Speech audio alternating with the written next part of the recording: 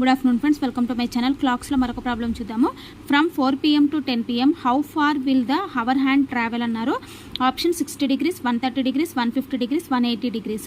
So ఇప్పుడు మన clock ఎలా ఉంటుంది, మొత్తం ఓవరాల్గా ఇలా ఉంటుంది కదా. ఇక్కడ వచ్చేసి 12, ఇక్కడ 3, ఇక్కడ 6, ఇక్కడ 9, ఇక్కడ 1 2 4 5 7 8 9 ఉంది కదా, 10 11 అనమాట.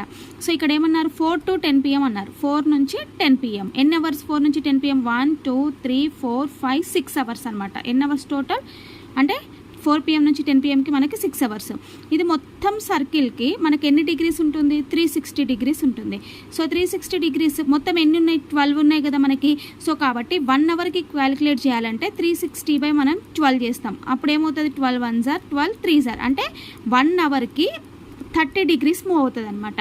మరి ఇక్కడ మనకి 4 to 10 PM ఎన్ని అవర్స్? 6 అవర్స్ కదా. కాబట్టి 1 అవర్కి 30 అయినప్పుడు 6 అవర్స్ అంటే ఎంత? 6 into 30 degrees అంటే మనకి 180 degrees అనమాట. సో ఆప్షన్ డి అనేది right answer. Okay, thank you.